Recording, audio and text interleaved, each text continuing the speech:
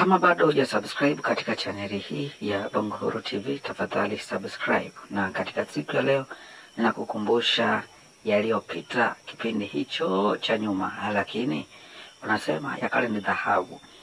Miaka kadhaa iliyopita, Askofu Zakari Kakobe aliwahi kuelezea kwa kina masuala ya vyombo vya usalama ama polisi kuweza kudhibiti vyama vya upinzani, na akaelezea kwa kinagaubaga ni kwamba ni jinsi gani vyombo vya ulinzi na usalama vinatakiwa kuwa waamuzi kati ya serikali iliyoko madarakani pamoja na vyama vya upinzani. Lakini akaenda mbali zaidi, akaelezea faida za vyama vya upinzani kwa maendeleo ya jamii pamoja na vyombo vya usalama, ambapo pia alitolea mfano wa maeneo ama makazi mabovu kwa watumishi wa vyombo vya usalama. Lakini pia aliendelea kueleza zaidi yale yaliyo mengi, na nikuwekee kipande kidogo cha video ambacho alikuwa akieleza hayo. Nasikitika kuona hata polisi na usalama wa taifa bado hawajapata elimu hii. Sidhani kama chuo cha usalama kule Moshi wanajifunza faida za upinzani. Na hii ndio tatizo. Nafikiri ndio maana polisi watajaribu kudhibiti upinzani, kwa sababu hawaelewi ni kwa faida yao. Kwa mfano, sasa hivi polisi Dar es Salaam na miji mingine utakuta wanalala katika nyumba za maboksi na nyumba za furusuti za mabati. Na ni bahati nzuri tu hatuna fisi mijini hapa. Nafikiri tungepoteza polisi wengi.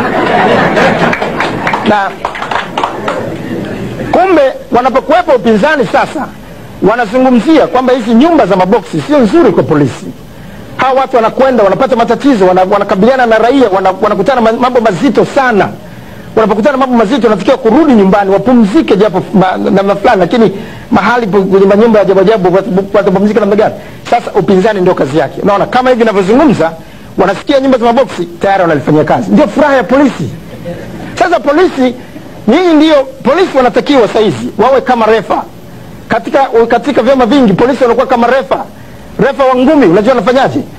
Anawaweka wale wawili, alafu anawaweka sawa, anamweka piganeni, dundeni, anawafanya kudundana. Yeye anaangalia tu, anafuata sheria. Akiona huyu anamkumbatia mwenzake, anamwambia hapana, anawaseparate, anaweka pembeni, alafu anamwambia mdundane tena.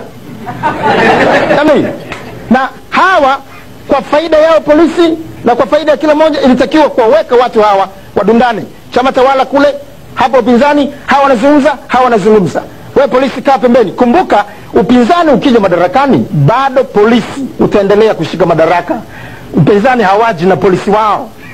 Hii ni taaluma kama udaktari au unesi. Hawaji na mapolisi wao. Kwa hiyo wewe uko pale, kumbe mtu mwenye taaluma ndio wa kuringa wakati kama huu. Si wakati kusema wewe ukalie kwenye chama, utakaa na manyumba za maboksi milele na milele.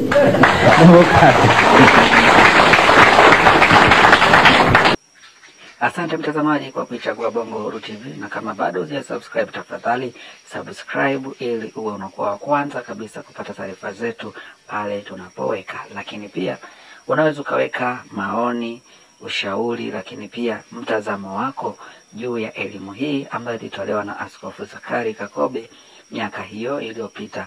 Na je, kwa kipindi hiki elimu hii bado inatufaa, hasa tunapoelekea katika kipindi cha uchaguzi mkuu wa mwaka 2025, huku vyama mbalimbali vya upinzani vikisema vinahitaji kuona mabadiliko katika mifumo ya kiuchaguzi.